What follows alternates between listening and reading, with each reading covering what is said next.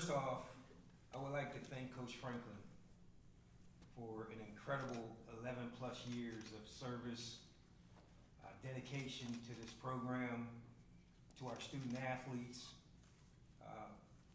I've known Coach a long time. He brought me here. You know, we entered this year in year 12 together.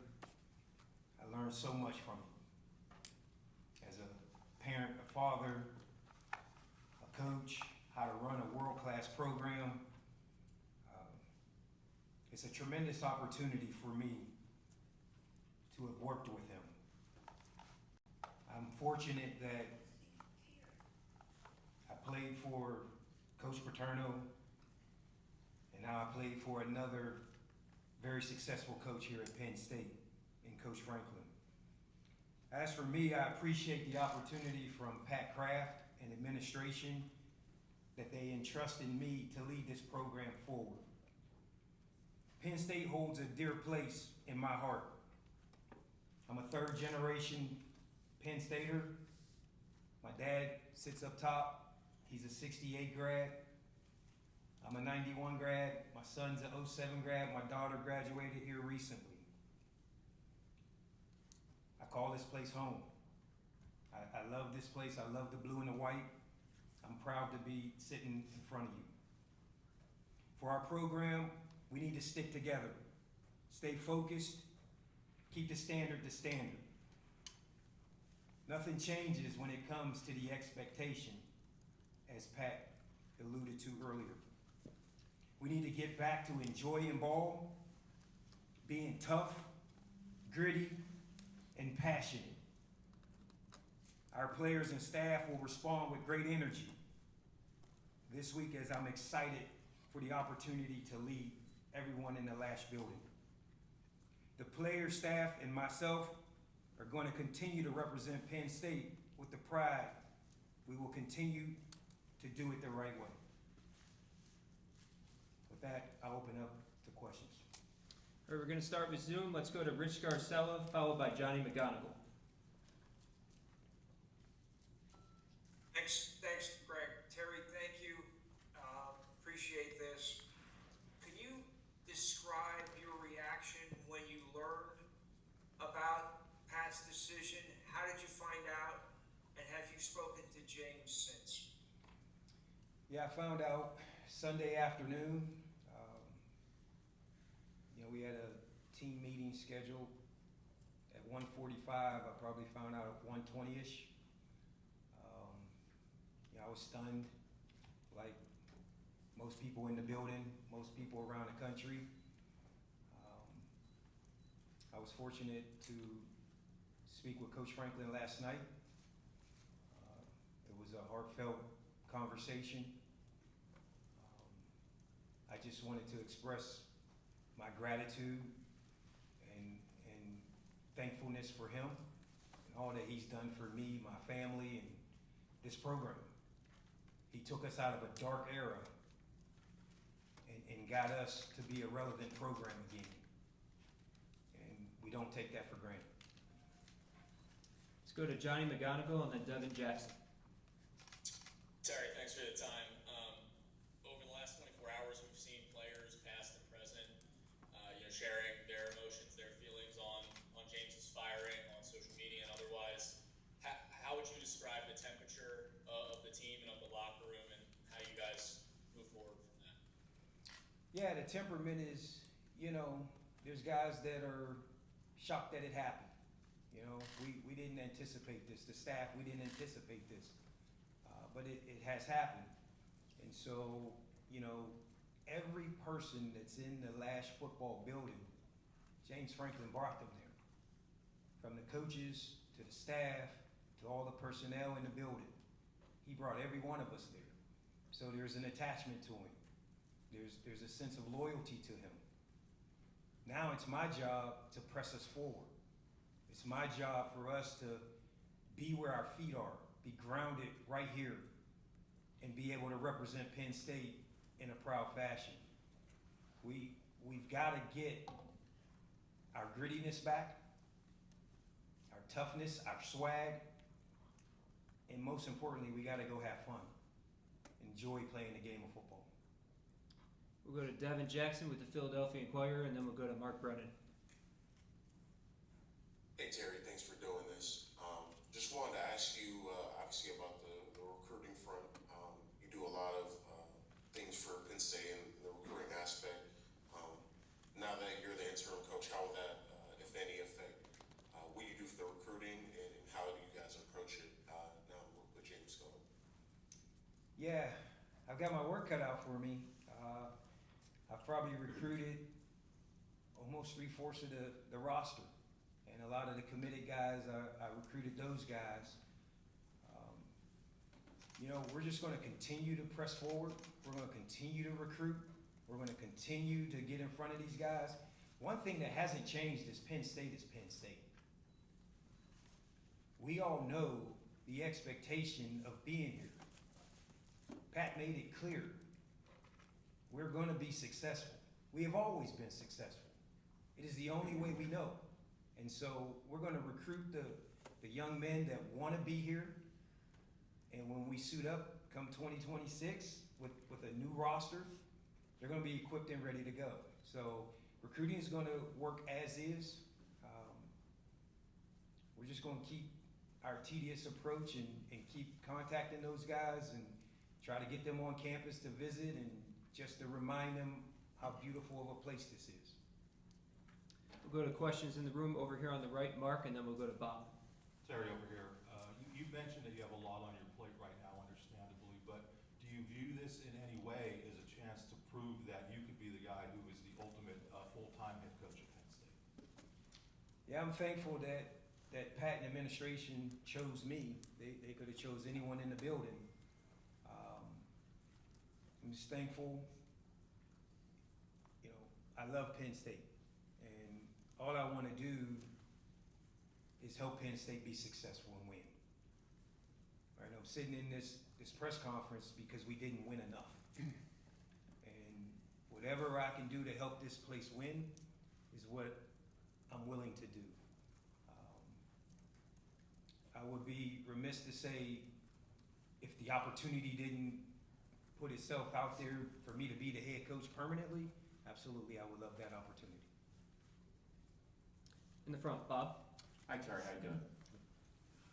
You were the corners coach a couple of days ago.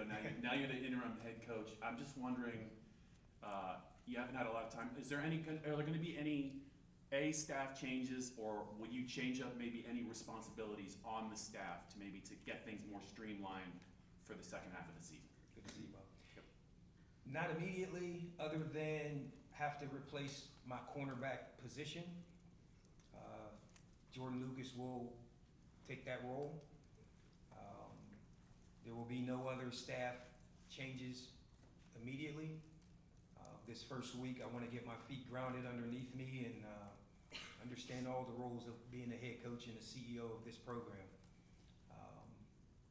I will take a deeper look in each day as to where I see that I can help us improve.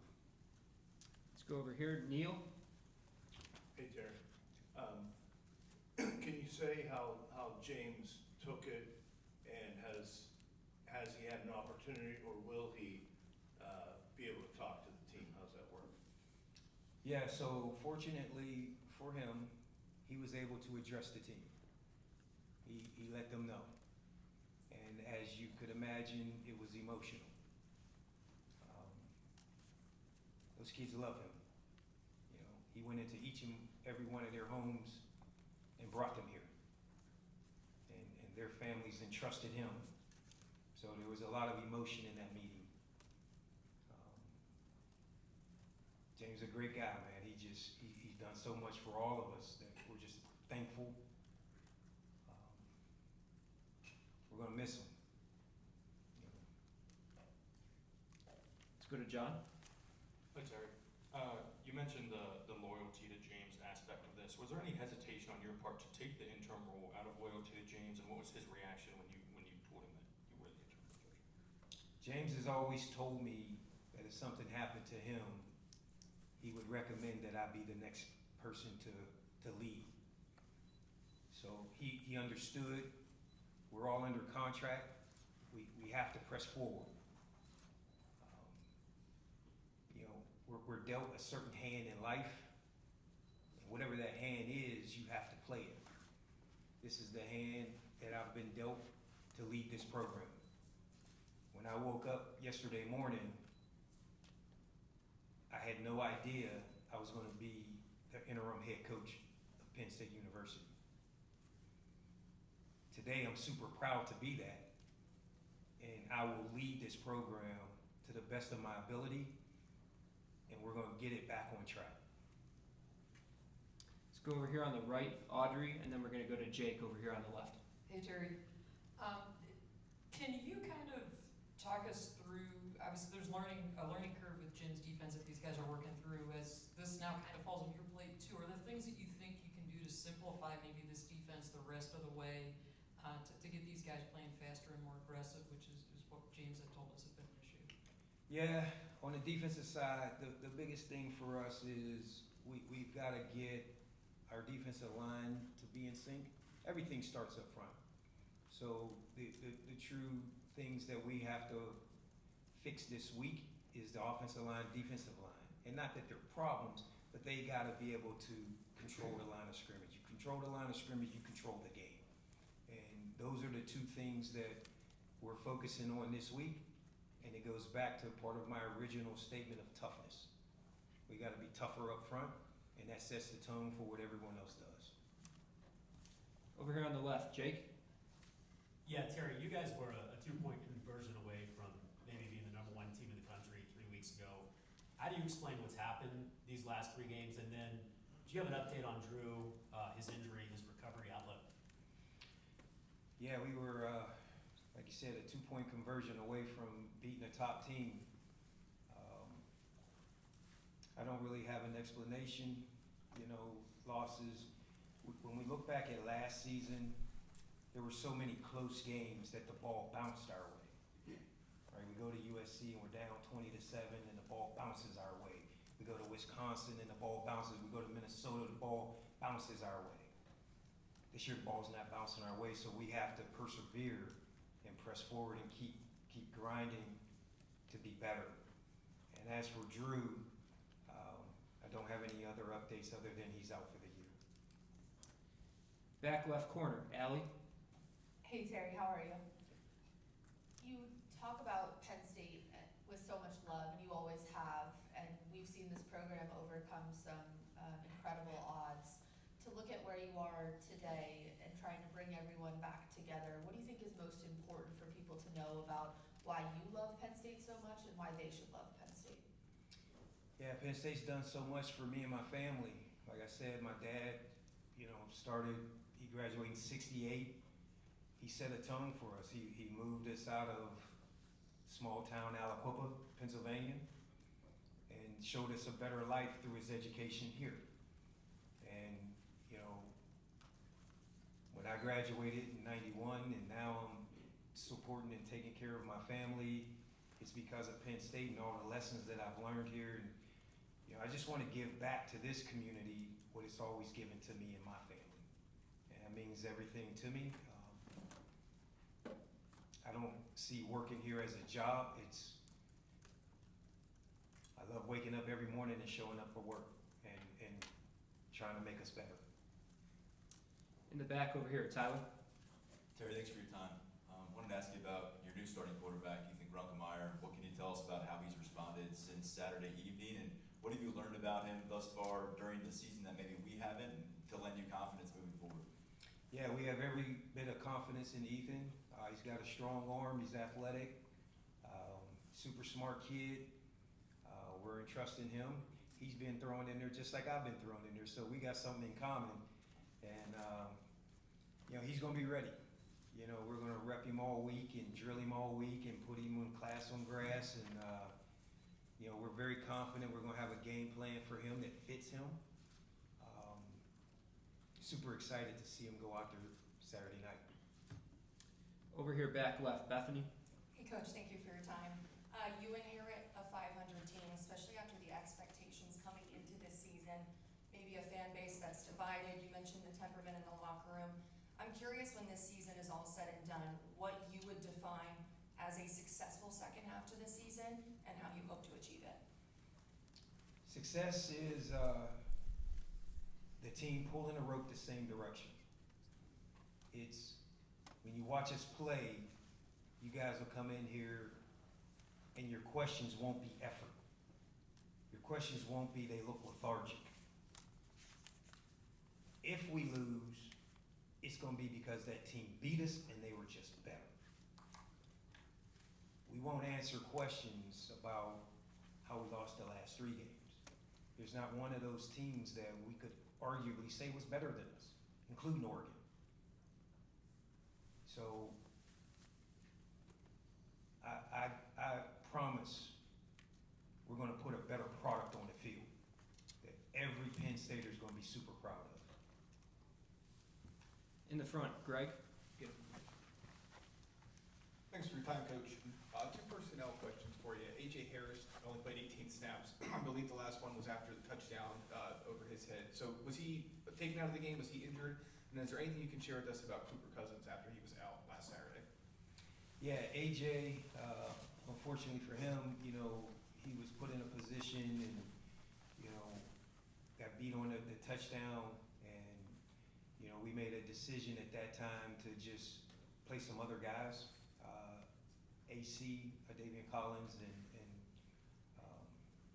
our other corner, Elliott Washington. Those guys have rotated all year, and we just felt like we had a better chance to have success with those guys.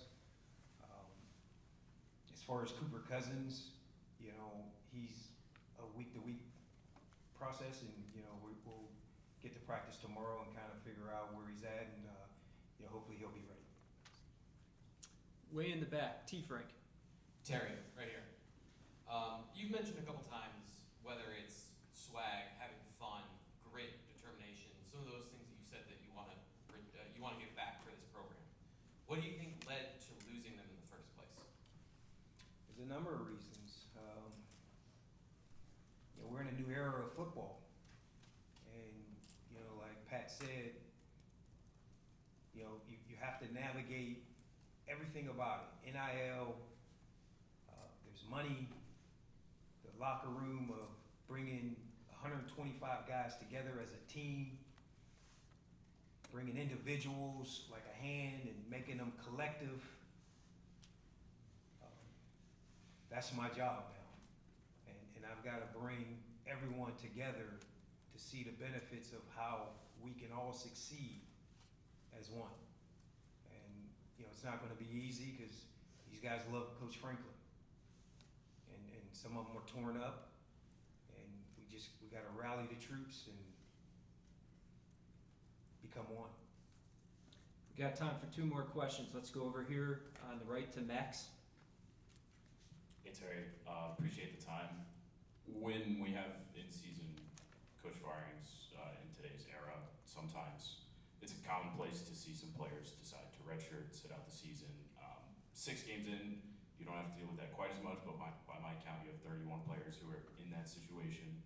How do you address that dynamic within the team? Well, I'm glad to know it's 31 in that, so now I have something to look forward to. That's another dynamic that I have to manage now. I've talked to a few players personally today. It's my message to all of them is you signed up to play football. We love the game of football. And let's keep the main thing the main thing.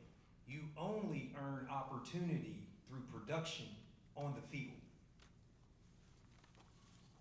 And if you're not productive on the field, doesn't matter where you go, want to sit out. Who wants you next? You're not going to make the money you think you're supposed to. You're not going to be drafted where you think you're supposed to be drafted. So my message is we have an opportunity to come together, win the season, shock the world, and we all can have success together.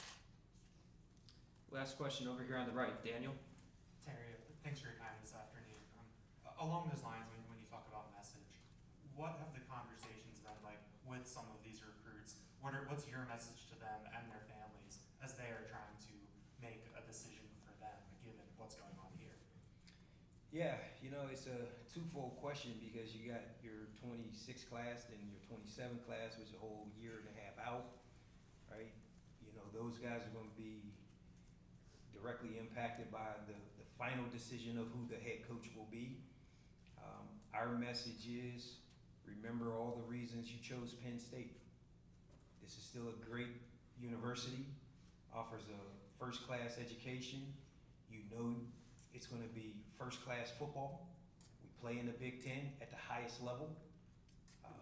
No matter who the next head coach is, Pat and Vinny and administration are going to bring an outstanding candidate here. So, you know, it was always the message that we would give these recruits in the past about assistant coaches, right? There's always going to be a great leader here at Penn State University. And that standard is the standard, as Pat said. And whoever the next head coach will be will uphold that standard, and they'll be in good hands. Thank you very much, Terry.